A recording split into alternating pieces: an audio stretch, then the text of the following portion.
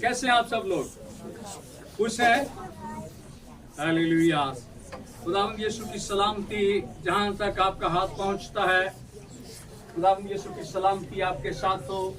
खुदावंद यीशु की सलामती आपके साथ हो। खुदावंद यीशु की सलामती। हालेलुया। Thank you Jesus. कैसे हैं आप सब लोग जी? खुश हैं? हम खुदावंद खुदा की शुक्रगुजारी करते हैं कि खुदा ने आज सुबह फिर हमें अपनी हजूरी में आने का फजल बख्शा है। उसने रहम किया है और अपने कादरे मुतलक हाथ को बढ़ाया है कि हम उसकी हजूरी में से बरकत को पा सकें। खुदावंद यीशु आप सबको बरकत दे।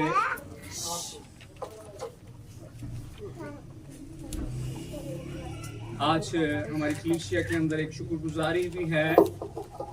हम उसके लिए भी खुदा का शुक्र करते हैं। भाई सलीम के घराने के लिए हम खुदा की शुक्रगुजारी करते हैं कि जब भी हमारी जिंदगियों के अंदर जब भी खुदा काम करता है, और खुदा हमारी जिंदगियों के अंदर अक्सर काम करता है। हालेलुया।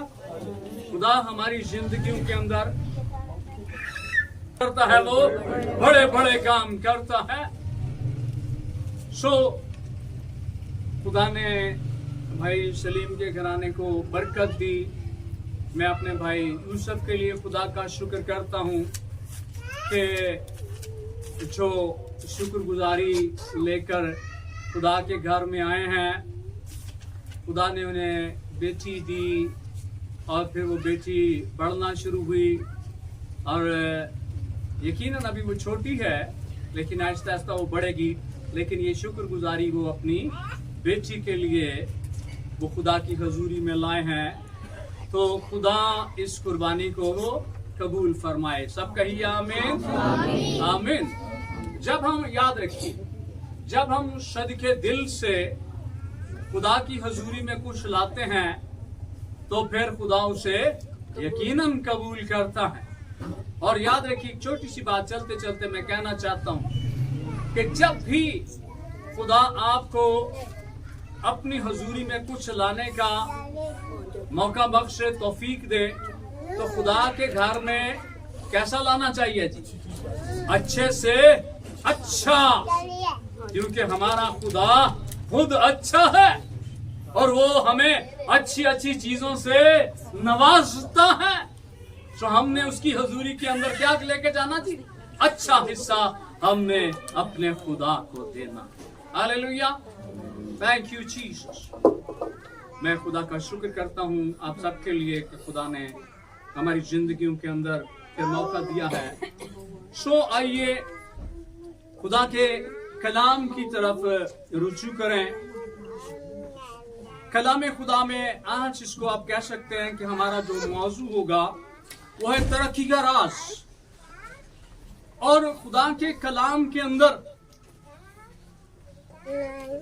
तरक्की हासिल करने के लिए खुदा ने उन सारे राजों को अपने लोगों पर खोला है कि किस तरह से हम उन तालीमात पर अमल करके खुदा के आइन के पीछे चलते हुए हम किस तरह से हम अपनी जिंदगी के अंदर दुनियावी तरक्की और रूहानी तरक्की हासिल कर सकते हैं।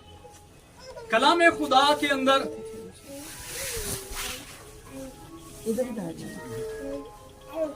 खुदा के ये जितने सूरमा हैं, ये अपनी जिंदगियों के अंदर बहुत सी बरकतें रखते हैं।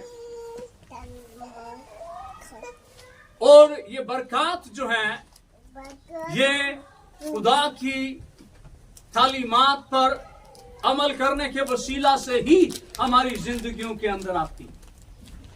जब हम हुक्म मान लेते हैं, बेटा बैठ जाओ, जब भी हम खुदा के कलाम पर अमल करेंगे, हमारी जिंदगी के अंदर तरक्की का अमल शुरू हो जाएगा। मेरे साथ एक हवाला देखिए, फिर हम आहिस्ता आहिस्ता आगे बढ़ेंगे। खुदा के कलाम में पहला तवारीख मेरे साथ निकालिए, और उसकी अगर हम 11वां बाब देखें, वहां पर एक आयत है। मैं चाहता हूं आज सुबह हम उसको देखें, फिर हम बतदरीज आगे बढ़ेंगे।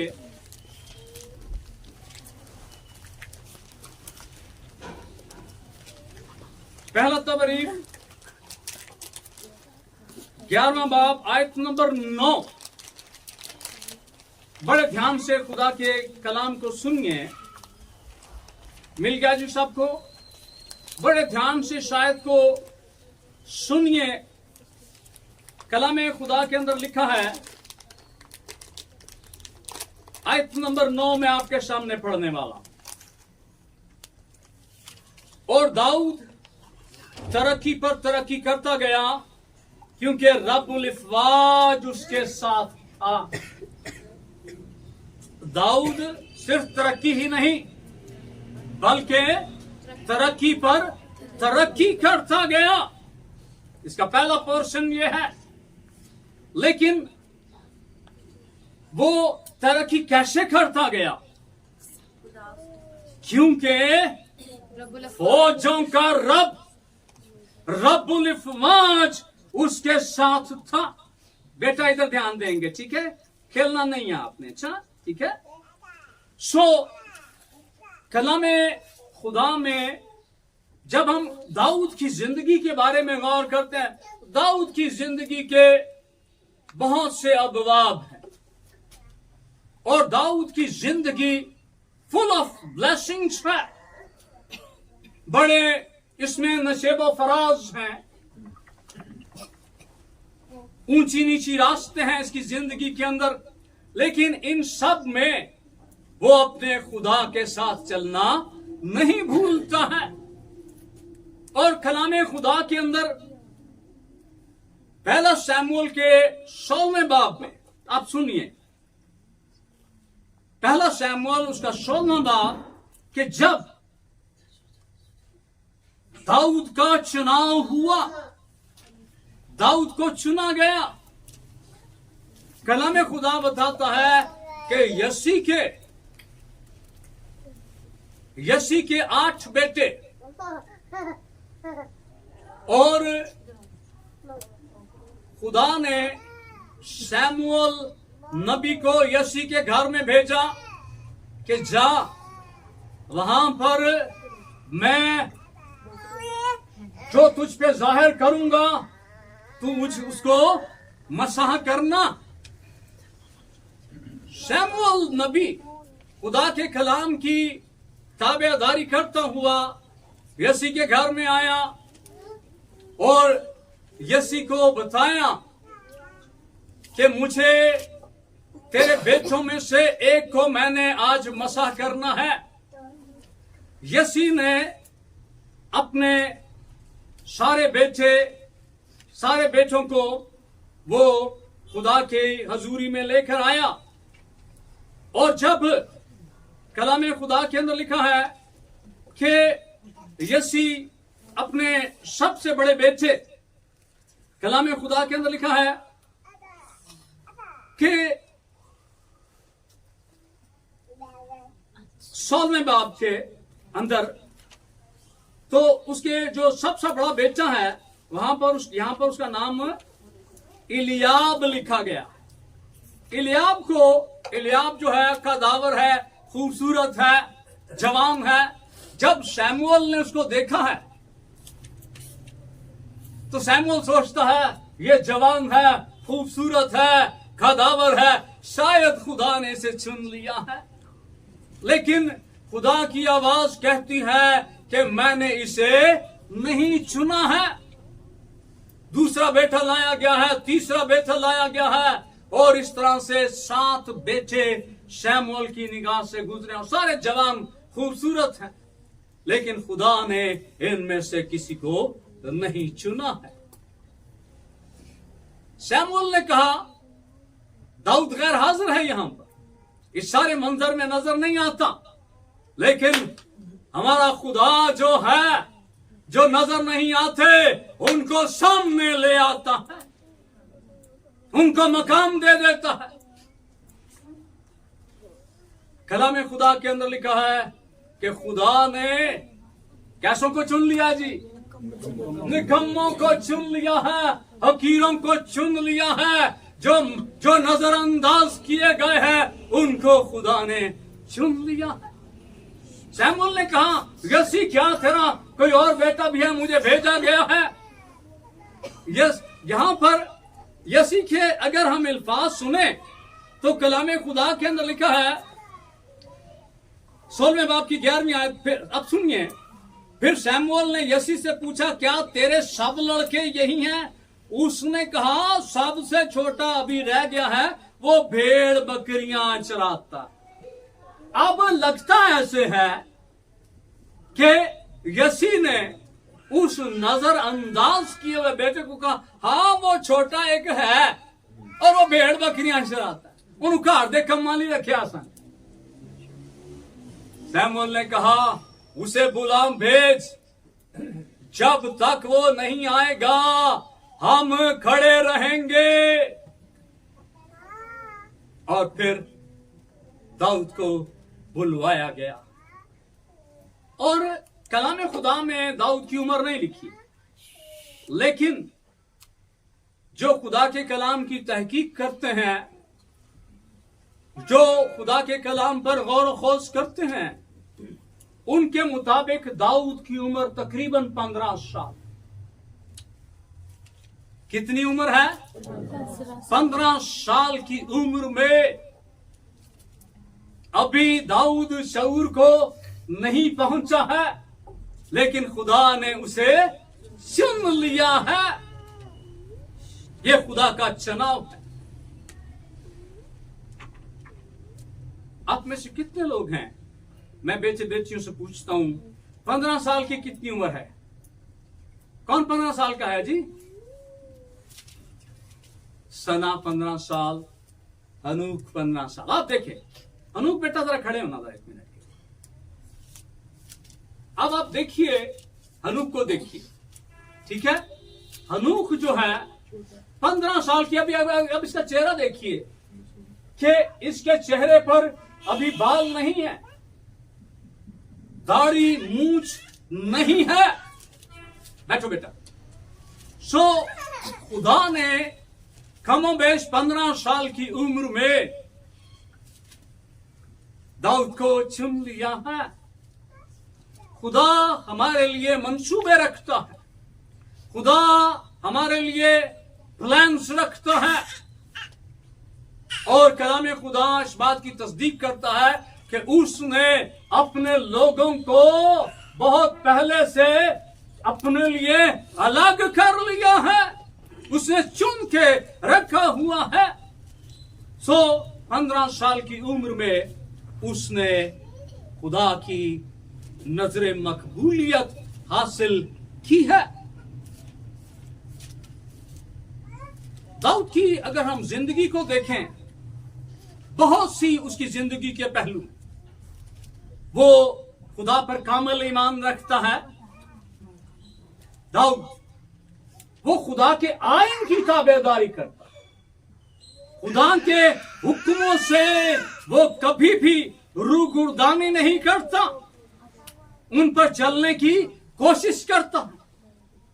वो खुदा का सच्चा गवाह है, वो गवाही देता है। हम खुदा के कलाम में से थोड़ा सा देखेंगे इस बात को भी।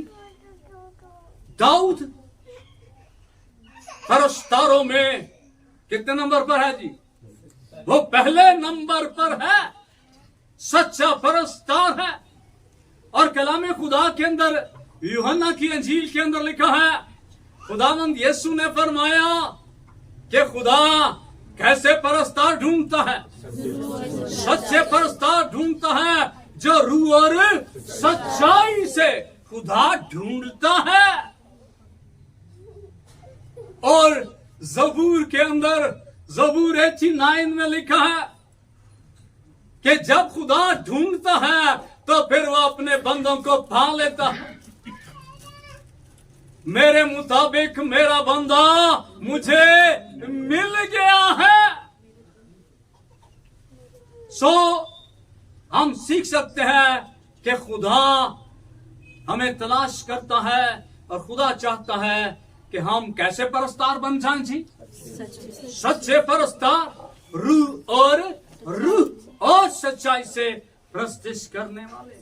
और दाऊद काका बेटा हम खुदा के कलाम में सीख सकते हैं कि दाऊद किस तौर सच्ची प्रस्तिश करने वाला है। इसके बारे में भी हम आगे चल के थोड़ा सा सीख सकते हैं।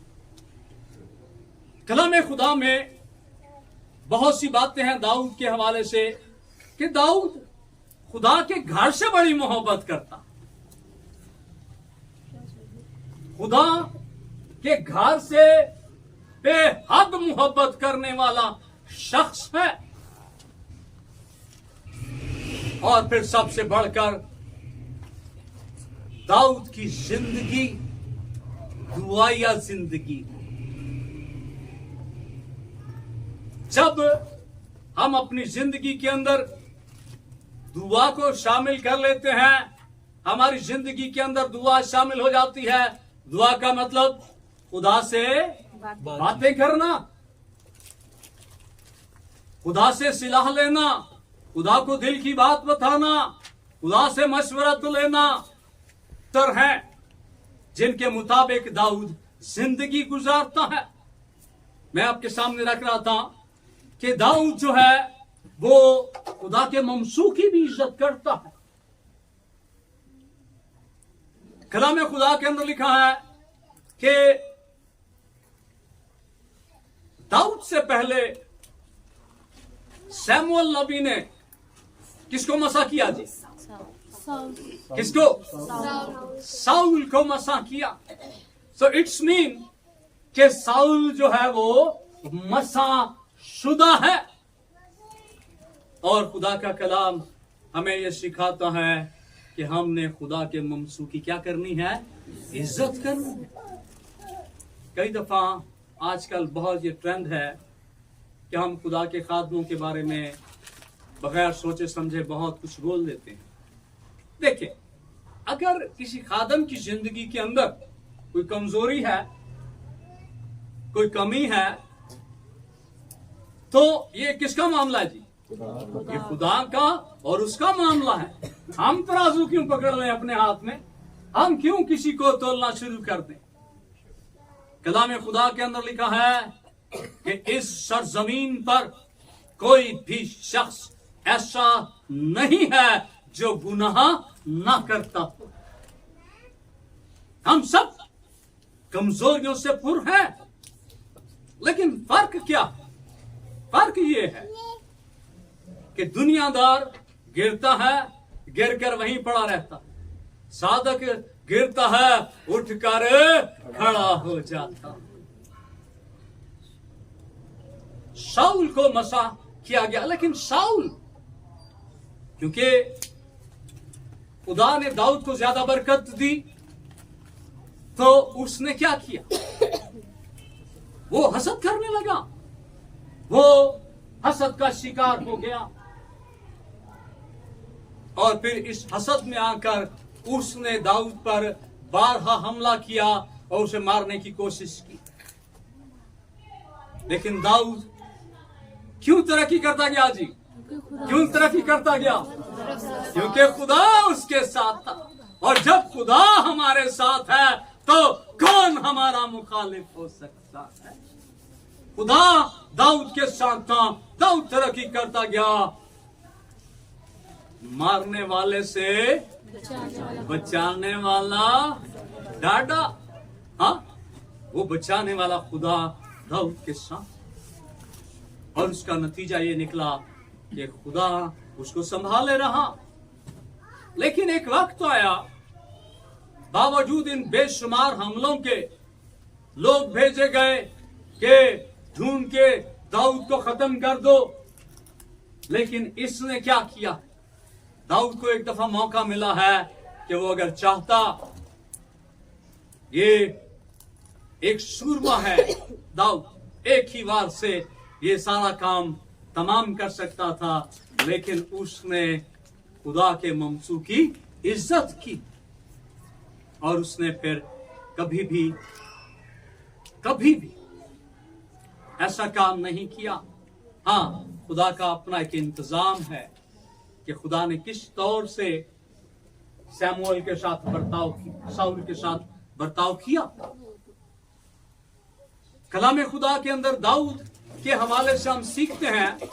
देखिए, जब भी हम खुदा के किसी भी खादम के हवाले से सीखते हैं तो फिर क्या अगर कोई एक शख्स से काम कर सकता है तो फिर दूसरा भी वही काम जरूर कर सकता। हम अपनी जिंदगी खुदा के कलाम के इन सूरमाओं से सीख कर बेहतर बना सकते। कलाम खुदा के अंदर लिखा है कि इस्राएल और फिलिस्ती बिलमुकाबिल हैं, आमने सामने हैं, और फिलिस्तियों का एक पहलवान है जिसका नाम जाति जूलियत है। और कलाम खुदा में लिखा है वो 40 दिन तक निकलता रहा और फौजों को ललकारता रहा और इस्राएल के खुदा की फजीहत करता रहा, और किसी में इतनी जुर्रत नहीं थी कि कोई आता और उसका मुंह बंद करता। दाऊद के भाई भी मैदान जंग में है। यसी ने दाऊद से कहा, जा तेरे भाई जंग की हालत में है, उनकी खबर लेकर आ। और जब दाऊद उस मैदान जंग में पहुंचता है तो वहां पर वो उस जाति जूलियत की ललकार को सुनता है कि किस तौर ये निकलता है, बातें करता है और ललकारता है। कोई इसका जवाब देने वाला नहीं है। सब खैमों में दुबक के बैठे हुए हैं, कोई नहीं निकलता। लेकिन दाऊद जो खुदा की गैरत रखता है, दाऊद जो खुदा का सच्चा गवाह है, कलाम खुदा के अंदर लिखा है सैमुअल की किताब, उसके पहला सैमुअल और उसके अगर हम 17 बाब को देखें तो उसकी 37 आयत के अंदर लिखा है कि दाऊद ने शाऊल से कहा, मुझे इसका मुकाबला करने के लिए जाने दे। शाऊल को नजर आता है, क्योंकि कलाम खुदा के अंदर लिखा है कि इसका चेहरा नाजुक है और इसकी उम्र ये कम उम्र है, लेकिन दाऊद के अल्फाज बड़े खूबसूरत हैं। फिर दाऊद ने कहा, खुदावंद ने मुझे शेर और रीछ के पंजा से बचाया, वही मुझको इस फिलिस्ती के हाथ से बचाएगा। यहां पर शेर का जिक्र है, रीछ का जिक्र है कि खुदा ने, वो अपनी काबिलियत पर नहीं, अपनी तलवार पर भरोसा नहीं करता, बल्कि वो कहता है कि मुझे शेर और रीछ के पंजा से किसने बचाया है? खुदा ने बचाया है, और वही मुझे इसके हाथ से भी छुड़ाएगा, बचाएगा। शाऊल से इजाजत दे देता है, और जब दाऊद उस जाति जूलियत के सामने खड़ा होता है, यहां पर भी वो अपने खुदा की गवाही देने से बाज नहीं आता। कई दफा हालात जब मुश्किल हो जाते हैं ना, तो हमारी गवाही भी ठंडी हो जाती है, हमारी गवाही के सेल्फ यूज हो जाते हैं। लेकिन वही मौका होता है कि जब हमने खुदा की गवाही देनी। हालेलुया। कलाम खुदा में देखिए आयत नंबर 42 देखिए मेरे साथ। दाऊद और जाति जूलियत आमने सामने हैं, और जब उस फिलिस्ती ने इधर उधर निगाह की और दाऊद को देखा तो उसे नाचीस जाना, क्योंकि वो महज लड़का था और सुर्ख रो और नाजुक चेहरा का था। आप दाऊद अपनी उम्र के लिहाज से देखें तो लगता है कि क्योंकि उसके मुंह पर अभी मूंछ दाढ़ी नहीं है और वो देखने में बड़ा नाजुक नजर आता। आप देखने में जरूर नाजुक हो, लेकिन आपके अंदर कौन होना चाहिए? हमारे अंदर, हमारी जिंदगियों में, हमारे घरानों में खुदा होना चाहिए, क्योंकि खुदा हमारा जोर है।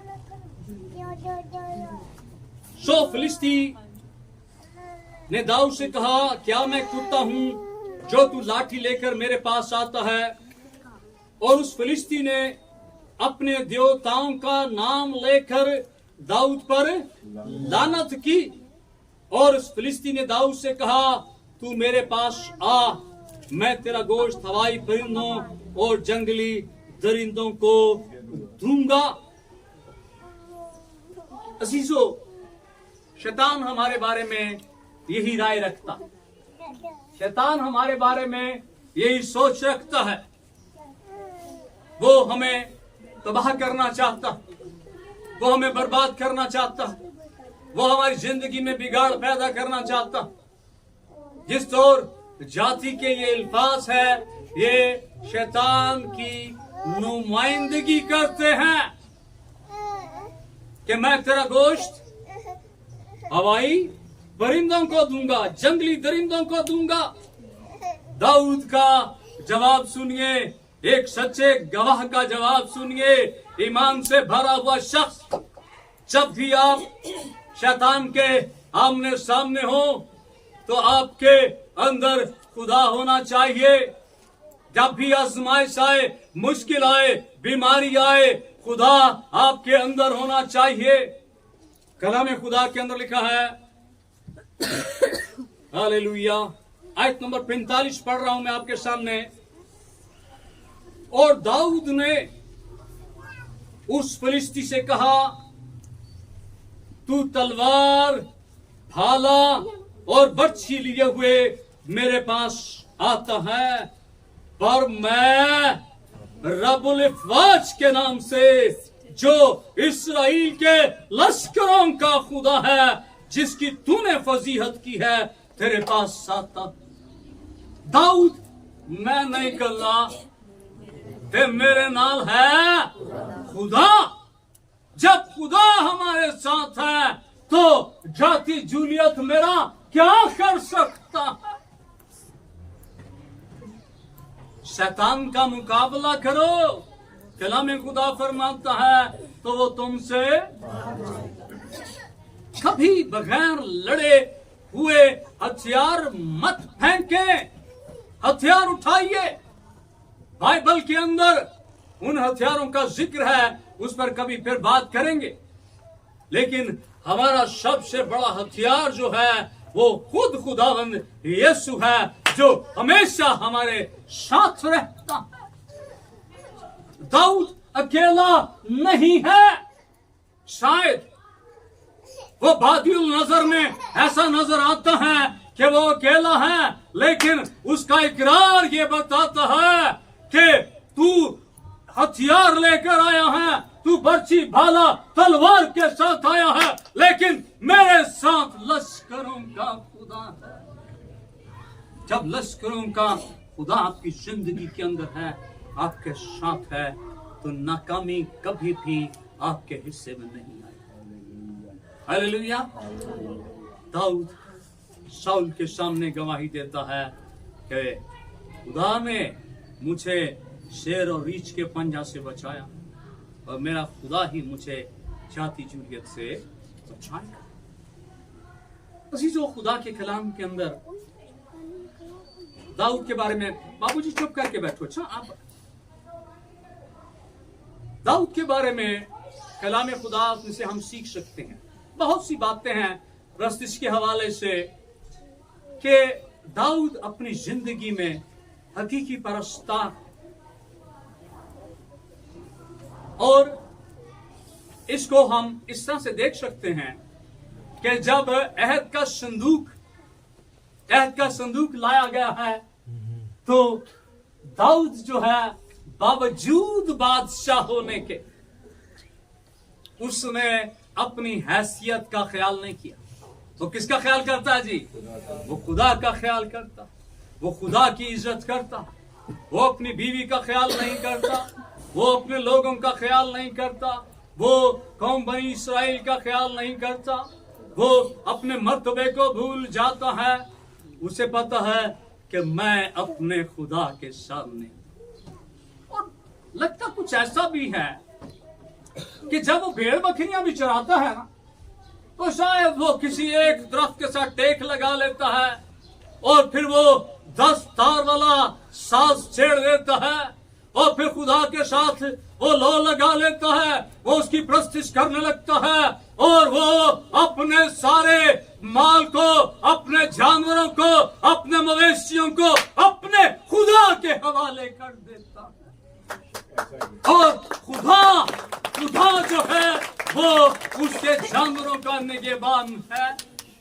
खुदा हमारी हर चीज का मालिक है, वो मुहाफिज है, वो हमारी जिंदगियों का, हमारे बच्चों का, हमारी माल दौलत का, हमारे घरों का, वो सब का मालिक है, वो सब पर निगाह रखता है। दाऊद प्रस्तिश करता है और फिर खुदा उसके जानवरों की निगहबानी करता है।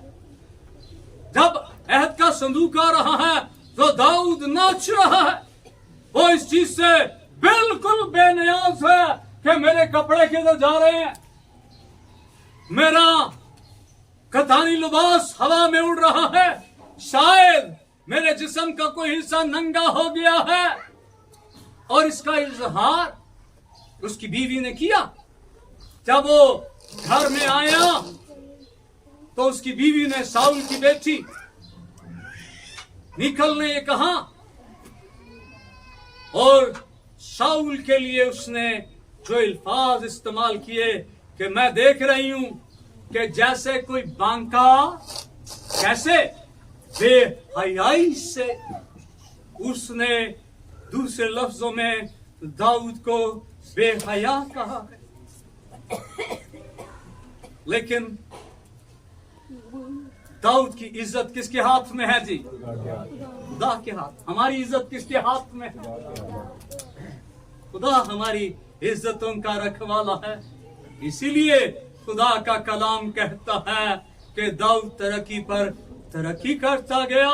जब वो शाऊल से बात करता है, खुदा उसके साथ है। जब वो जाति जूलिया से बात करता है, खुदा उसके साथ है। जब वो नाचता है, गाता है, खुदा उसके साथ है। दाऊद की जिंदगी हम बहुत कुछ सीख सकते हैं कि वो एक सच्चा परस्तार। कलाम खुदा के अंदर लिखा है, पहला तवारीख उसके 29वें बाब की 3री आयत के अंदर लिखा है। बड़े ध्यान से ऐसे बात सुनिए, वहां पर बहुत खूबसूरत अल्फाज हैं। दाऊद कहता है कि मुझे, अगर देखना चाहते हैं देखिए इस आयत को, देखिए पहला तवारीख हालेलुया उसका चैप्टर 29 हालेलुया।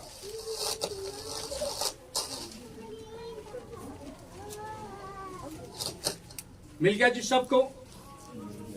आयत नंबर 3 का आगाज पढ़िए। सारा बेटा मिल गया आपको? आपके सामने है, पढ़िए। इसका पहला हिस्सा क्या है? और चूंकि मुझे अपने खुदावन के घर की लो लगी है। आमीन। और दाऊद कहता है चूंकि मुझे अपने माला दौलत की दो लगी है, मुझे अपने कारोबार की लो लगी है। वो हालेलुया खूबसूरत है। चूंकि मुझे अपने खुदा के घर की लो लगी है। कितने लोग हैं जिनके दिल में खुदा के घर की लो है, जो बेचैन रहते हैं। मैं कदों जावा तेरे सामने होवा हाजिर। ज़बूर 122 के अंदर लिखा है, मैं खुश होया जद मैनू आखन लगे आओ किधर चलिए। मेले ठेले की बात नहीं करता है, अपने कारोबार की बात नहीं करता है, अपने किसी शगल की बात नहीं करता है, अपनी किसी दुनियावी मसरूफियत की बात नहीं करता है। दाऊद कहता है, मैं खुश हुआ जब वो मुझसे कहने लगे आओ किसके घर चले, खुदा के घर में चले। आप अपने आप से सवाल कीजिए, बशमूल मेरे, क्या कभी दिल में हफ्ते की रात को ख्याल आया हो कदों तूफान आएगा, कदों दिन चढ़ेगा, कदों मैं अपने खुदा में मिलांगा। अपने आप से सवाल कीजिए और जवाब आप खुद ही तलाश कीजिए।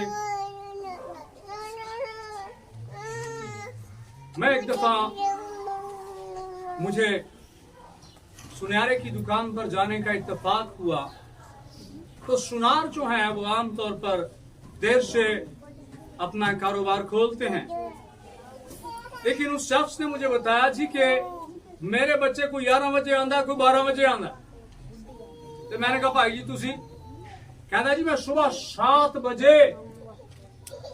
7 बजे आके दुकान खोलता हूं, थोड़ी सफाई सुथराई करता हूं और बैठ जाता हूं। कहता मैंने अपनी जिंदगी में कभी भी मैं लेट नहीं हुआ।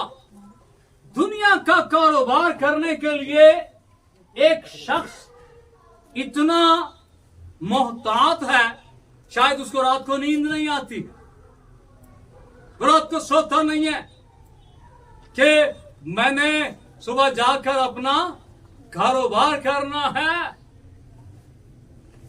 आज हमारे चर्चिस का ये हाल है, यहां की बात नहीं, बहुत जगहों पर यह मामला है। बहुत सी रुकावटें हैं, कोशिश करें कि इन रुकावटों को अबूर करें और खुदा के घर में आने की कोशिश करें, क्योंकि खुदा के घर में आना बरकत है। दाऊद की जिंदगी का एक खास पहलू दुआ या जिंदगी है, जिसका मैंने आपसे पहले जिक्र किया। दाऊद दुआ पे फोकस है। अगर आप ज़बूरों का मुताला करें तो बहुत से ज़बूर हमें इस सिलसिले में रहनुमाई देते हैं। ज़बूर कितने हैं जी टोटल? 150। और 150 जो है ज़बूर, ये सारे के सारे किसके हैं? ये सारे दाऊद के नहीं हैं, ठीक है। ये मुख्तलिफ मुसन्नफीन हैं जिन्होंने ये ज़बूर लिखे हैं। लेकिन जब हम दाऊद के मज़ामीर का जब हम मुताला करते हैं तो उसकी जिंदगी में दुआ पे वो बहुत जोर देता। ज़बूर में बुलंद आवाज से मैं खुदावंदा तुझे पुकारूं, ऊंची आवाज से वो खुदा को पुकारता है। मुसीबत के वक्त वो दुआ करता है, पनाह के लिए मैं तेरे पास भाग आया हूं। उसे पता है कि दुनिया का कोई भी सिस्टम मेरी हिफाजत नहीं कर सकता, खुदा ही है जो मेरी पनाहगाह है। मुश्किल में, बीमारी में सुबह शाम दुआ की तलकीन करता हूं। मैं तेरे आइन से ज़बूर 119, मैं तेरे आइन से कैसी मोहब्बत करता। कलाम खुदा फरमाता है कि मैं दिन में 7 मरतबा मैं पौ फटने से पहले, रात के हर पहर में, दोपहर के वक्त, ये दाऊद की दुआ, ये जिंदगी दुआ बरकतें लाती है। दुआ से हम अपने दिल को खोलते हैं। हन्ना की जिंदगी से हम सीख सकते हैं कि जब वो दुआ जो है वो असल में अपने आप को भूल जाना है। और हन्ना जब खुदा की हजूरी में है तो उसने अपने आप को फरामोश कर दिया है, दिल उंडेला है खुदा के सामने। सो दाऊद जो है वो दुआ और दुआ करता है। ज़बूर 32 के अंदर लिखा है कि उस वक्त दुआ करें जिस वक्त वो मिल सकता है। खुदा किस वक्त मिल सकता है जी? खुदा कब मिल सकता है जी? खुदा हर वक्त मिल सकता। कोई अपॉइंटमेंट लेने की जरूरत नहीं पड़ती, और कतार में लगने की जरूरत नहीं पड़ती, टोकन लेने की जरूरत नहीं पड़ती, रुपया पैसा देने की जरूरत नहीं पड़ती। हमारा खुदा हमेशा, कलाम खुदा के अंदर लिखा है कि उसके काम जो है वो ईमानदारों की दुआओं पर लगे रहते। हमारा खुदा दुआएं सुनने के लिए हमेशा तैयार रहता है। हम सो जाते हैं लेकिन हमारा खुदा नहीं सोता है। जब वो मिल सकता है हमारा खुदा, हाँ आप तैयार होने चाहिए। क्यों यूसुफ? हम तैयार होने चाहिए दुआ करने के लिए। हमें तैयार होने की जरूरत। हमारा खुदा हिम्मत हर वक्त, हमारा खुदा दुआ सुनने के लिए तैयार है। कलाम खुदा के अंदर लिखा है, दाऊद कहता है, खुदाया मैं उम्र भर तुझसे दुआ करूं। मैं दुआ दिन नहीं खाली दुआ करा। जो मेरे से मुश्किल आ जाएगी मैं तो दुआ नहीं करांगा। कब दुआ करूंगा? उम्र भर। ये खुदा के कलाम के अंदर लिखा है, मैं उम्र भर तुझसे दुआ करूंगा। और दुआ के बगैर भी जिंदगी है, दुआ के बगैर जिंदगी है। हालेलुया। ये एडिक्शन है, ये रूहानी एडिक्शन है। ये रूहानी तौर पर आपके अंदर ये तड़प, इस तौर दाऊद कहता है कि मुझे खुदाया तेरे घर की लौ लगी है। मैं तेरे घर में जाने के लिए बेचैन, बेकरार। और वो फिर खुदा की हजूरी में आता है। हालेलुया। दाऊद की जिंदगी के अंदर एक वाकया बड़ा अहमियत का हामिल है। मैं चाहता हूं कि उसको हम जरूर देखें। हम आखिरी हिस्सा में है। हालेलुया। आप मेरे साथ दूसरा शमूएल देखिए। कलाम खुदा में एक छोटा सा वाकया है जो हमारे ईमान को तकवीयत देगा। मैं चाहता हूं कि आप इसको जरूर देखें। और उसका 12वां बाब देखिए, आयत नंबर 15 से मैं आपके सामने पढ़ूंगा। इस वाक्य के अंदर हम बहुत कुछ सीख सकते हैं। बहुत सी बातें हैं वो बहुत फायदेमंद हैं। मिल गया जी सबको? दूसरा शमूएल 12वां बाब आयत नंबर 15। फिर नाथन अपने घर चला गया और खुदावंद ने उस लड़के को जो ऊरिया की बीवी के दाऊद से पैदा हुआ था मारा, और वो बहुत बीमार हो गया।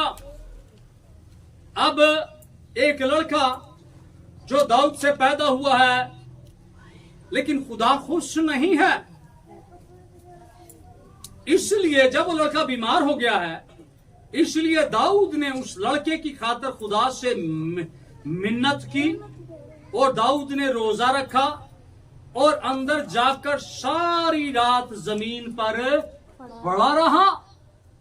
अब दाऊद का बेटा बीमार हो गया है और उस बेटे के लिए दाऊद ने रोजा रखा है और वो खुदा की हजूरी में जाकर गिर गया है। आगे बढ़ेंगे और उसके घराने के बुजुर्ग उठकर उसके पास आए कि उसे जमीन पर से उठाएं, पर वो ना उठा। बहुत अच्छा है कि हम दुआ करने के लिए किस जगह का इंतखाब करें जी? क्या लिखा है खुदा के कलाम में? जमीन पर वो ना उठा और ना उसने उनके साथ खाना खाया और 7वें दिन वो लड़का मर गया। अब 7 दिन वो लड़का बीमार है। दाऊद रोजे की हालत में दुआ करता है उस लड़के के लिए कि खुदाया इसे हयात दे, इसे जिंदगी दे। लेकिन कलामे खुदा के अंदर लिखा है कि 7वें दिन लड़का मर गया। दुआएं काम नहीं आई हैं। ये खुदा का इंतजाम है, ये खुदा का मंसूबा है। खुदा बेहतर जानता है। लेकिन यहां पर जो सीखने वाली बात है वो क्या है? और दाऊद के मुलाजिम उसे डर के मारे ये न बता सके कि लड़का मर गया, क्योंकि उन्होंने कहा जब वो लड़का हनूज जिंदा था और हमने उससे गुफ्तगू की तो उसने हमारी बात न मानी। बस अगर हम उसे बताएं कि लड़का मर गया तो बहुत ही कुड़ेगा। अब ये आम तौर पर होता है इसी तरह से। मैं एक जगह जनाजा था, वहां पर गया और मैं अफसोस के साथ आपको ये वाकया बताता हूं। जब हम खुदा के साथ जिंदगियां नहीं गुजारते हैं तो फिर हम खुदा की मर्जी को अवलियत भी नहीं देते। और जब मैं उस मैयत वाले घर में घराने के लिए दुआ करने लगा तो उस शख्स की बेटी ने मुझे कहा कि जी आप दुआ ना करें, असा बहुत दुआ की थी पर साडा प्यो नहीं बचिया। ये अफसोस की बात। जिंदगी देने वाला कौन है जी? मारने वाला कौन है? खुदा है। आप दुआ करें। हम दुआ में कई दफा अपनी मर्जी चाहते हैं। हमें किसकी मर्जी को पूरा करना है? हमने खुदा की मर्जी को पूरा करना है। सो दाऊद ने दुआ की है, रोजा रखा है, लेकिन लड़का मर गया है। अब आम फहम मुलाजमों का ये ख्याल है यार जो बीमार सी ये उठा नहीं, रोटी नहीं खादी, हूं जे दसिया इनू अब बताया जाएगा तो ये कुढ़ेगा। लेकिन खुदा के लोगों का रद्द अमल बिल्कुल मुख्तलिफ है। कलाम खुदा फरमाता है कि हर बात में क्या करना है जी? शुक्र गुजारी करनी है। और दाऊद यहां पर हम देख सकते हैं। पर जब दाऊद ने अपने मुलाजिमों को आपस में फुसफुसाते देखा तो दाऊद समझ गया कि लड़का मर गया। सो दाऊद ने अपने मुलाजिमों से पूछा क्या लड़का मर गया? उन्होंने जवाब दिया मर गया। तब दाऊद जमीन पर से उठा और गुस्ल करके उसने तेल लगाया और पोशाक बदली और खुदावन के घर में जाकर सजदा किया। फिर वो अपने घर आया और उसके हुक्म देने पर उसके आगे रोटी रखी और उसने खाई। लड़का बीमार है, ध्यान दीजिएगा, दुआ हो रही है, सजदे हो रहे हैं, लड़का मर गया है। सो खुदा के बंदा ने क्या किया?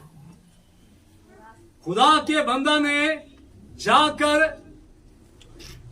खुदा के घर में सजदा किया है, खुदा की मर्जी को कबूल किया है। खुदावंदा, मैंने अपने हिस्से का काम किया और तूने अपने हिस्से का काम किया। हम कई दफा अपने हिस्से का काम करके खुश हो जाते हैं, नेवर, कभी नहीं। खुदा की मर्जी को अव्वलियत दीजिए। खुदा को सजदा किया है और फिर उसने रोटी खाई है और खुदा की दूसरे अल्फाज में खुदा की शुक्रगुजारी की। दाऊद की जिंदगी, खुदा के कलाम के अंदर दाऊद की जिंदगी की और बहुत से पहलू हैं कि ये शख्स जब लड़ने के लिए भी जाता है ना, तो ये क्या करता है? खुदा से मशवरा लेता है। जंग करने के लिए जब जाएं, कोई मामला हो तो किससे मशवरा लें जी? खुदा से मशवरा, खुदा से बात करें, खुदा को अपने दिल की बात बताएं। एक साइब मशवरा मिलेगा, एक मुनासिब मशवरा मिलेगा, रहनुमाई मिलेगी, हदायत मिलेगी। हालेलुया। दाऊद की जिंदगी हमारे लिए, उसकी जिंदगी के बहुत से पहलुओं से हम बहुत कुछ सीख सकते हैं कि किस तौर से दाऊद ने एक रूहानी कामयाब अच्छी जिंदगी गुजारी। एक आखिरी हवाला मेरे साथ पैदाइश की किताब, उसका 17वां बाब देखिए। इस आयत को जरूर देखिए, बड़ी खूबसूरत आयत है। कलाम खुदा के अंदर लिखा है, पैदाइश 17वां बाब